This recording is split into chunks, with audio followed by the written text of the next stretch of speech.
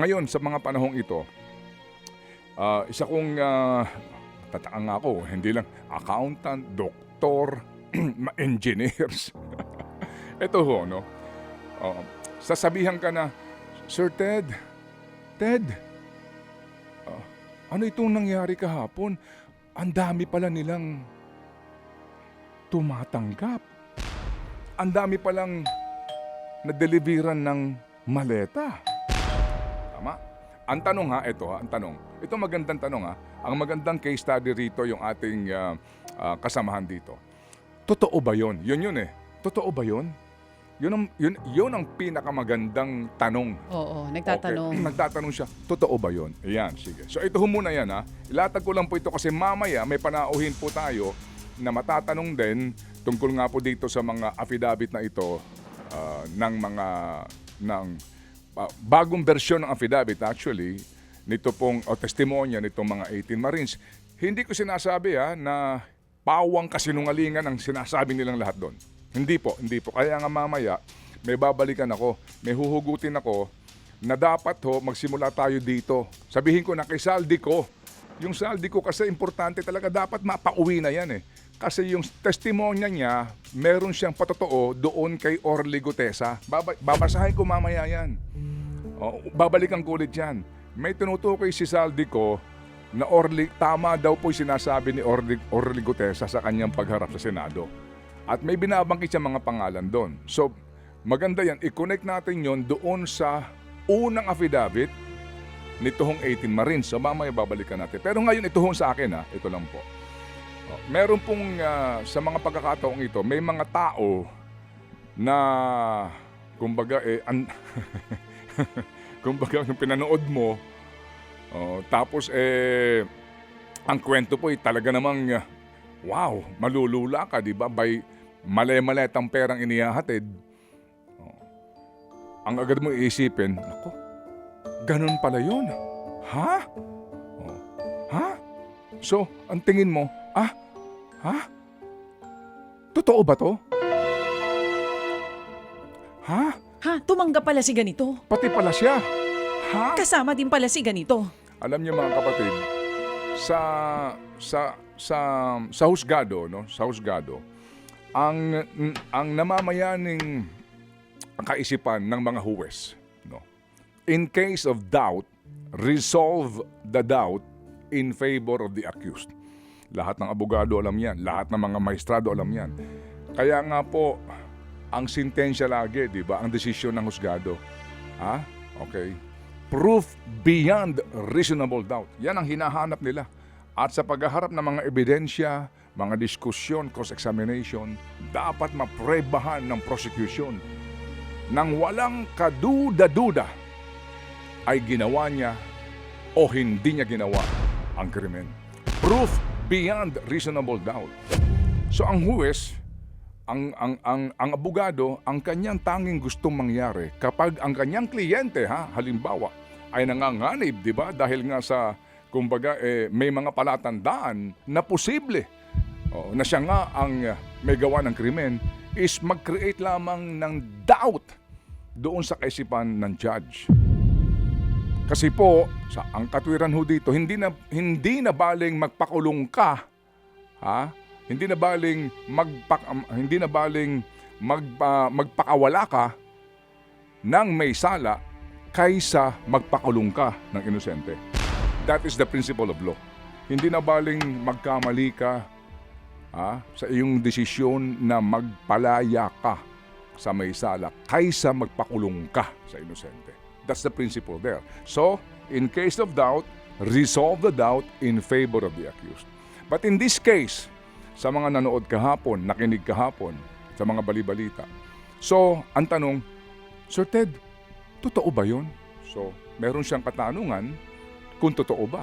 So, sa akin po, in this case, in case of doubt, huwag ka munang agad maniwala. Think about it. Right? Salamat sa reminder, tama. In case of doubt, nung tanong ko, totoo ba to? Huwag ka munang agad maniwala. Anong maaari mong gawin?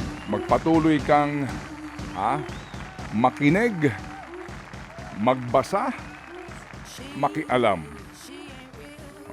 At ang dapat mong sources dito, hindi lang yung social media, TikTok o anuman. Ang problema lang sa atin, ang isang manggagawa, dahil abala siya sa paghahanap buhay, wala na siyang panahon para magbasa, Para magbusisi. magbusisi, mag-research, Oo, makinig. oo. So siya lamang ay aasa doon sa mga impormasyon na nakakarating sa kanya, sa kanyang Facebook, Tama. sa kanyang YouTube o anuman, Sa mga o napapadala sa group o chat. ipapadala sa kanya ng mga impormasyon. Yun ang vacuum. Yun ang vacuum. So paano mo ngayon, paano ka makakatulong ngayon na mabigyan mo ng malayang kaisipan ang isang Pilipino na mag-isip-isip at maging matalino sa mga pagkakataong ito, sa mga isyong ito. At yun ang aming pong misyon sa programang ito. Mga kapatid, mamaya po lalatag ko ito. Bahala kayo kung maniniwala kayong hindi. Ang atin po dito, ilalahad po namin sa inyo. Kung bakit po natin, unang-una, dahan-dahanin po ang ating paniniwala.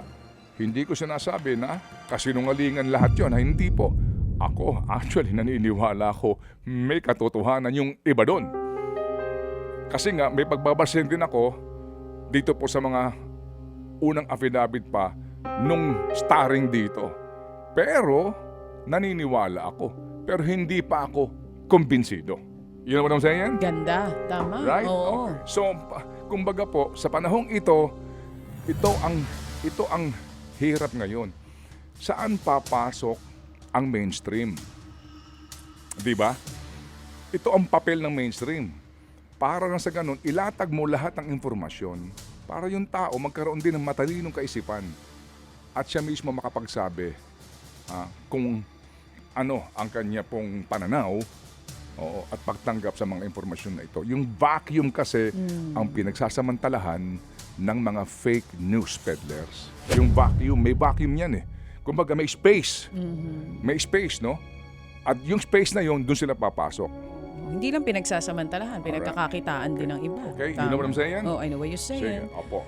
Sabi mo, dito papasok ang mainstream media. Opo. At ang mainstream media po, hindi ibig sabihin na pro-impeachment o para po sa accountability o ang mainstream media po, kasi dalawa yan straight news reporting and mainstream po naman na news commentary. Oho, Ang katulad ating po natin. programa, news commentary. Komentaryo po ito. Alright. May mga pagkakataon po na babakbakan mo ang administrasyon sa kapalpakan, incompetence, korupsyon, tuwan-tuwa yung kalaban ng administrasyon. Oo. Pero kapag pumunta ka naman doon sa kabilang banda na gusto mo Ng accountability. at Bias gusto mo ka. magkaalaman sa katotohanan sa pamamagitan po ng malaya na paghahayag ng mga kaukulang informasyon at ebidensya kalabang kanila. Oo. So, Tawag sa'yo, bias agad. Bayaran ka kaagad. Bayaran ka na agad. Diba?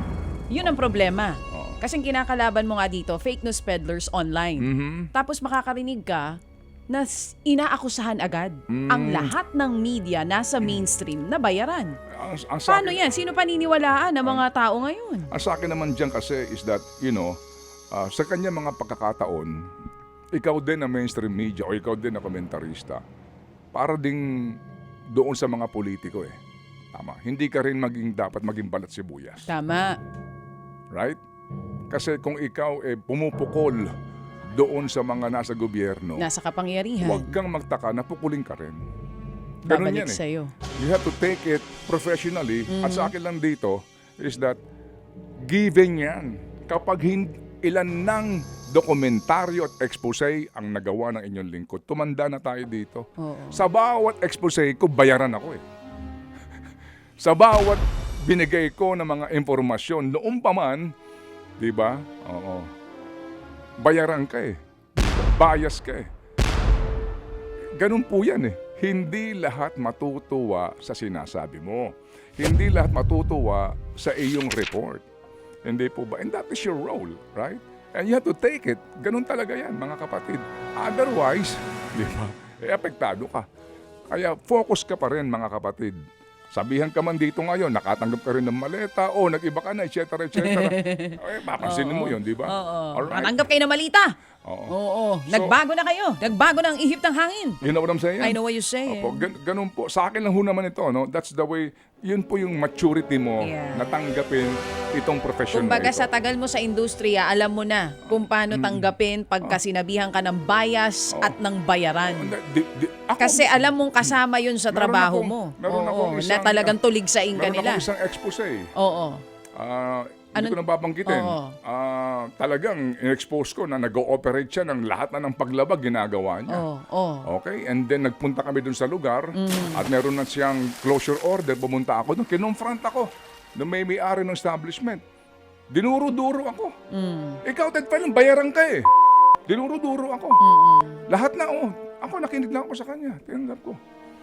Kasi ako na, yun ang damdamin niya. Kasi nga, sasarahan yung kanyang establishment eh. Kami nag-expose. Dinuro-duro ako. Oo. Tapos kung ano-ano pa ang Ano sinabi? nagsasabi sa akin. Ako, Oo, kung ano-ano sa ang akin lang, sinabi. Sa akin lang. Paano mo tinink yun? Nasabi ko ba't wala ho kayong permit? Yun ang sinasabi ko Pinakita sa... mo lang ulit ang katotohanan. Sabi ko, Pinakita permit. mo ng dokumento. Hindi, bayaran kayo. Alam mo, ba't wala kayong permit? Tuloy-tuloy lang ako. Yun naman ang sayang. I know what you're saying. Ganun po talaga yan eh.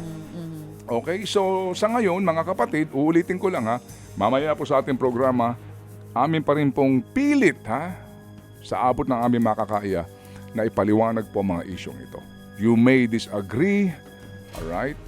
You may agree, but definitely po mga kapatid, we may disagree. Okay. Teka naman, inaabangan na namin. Ituloy mo. We may disagree. We may disagree. We may disagree without being disagreeable. Amen. We may differ without being difficult.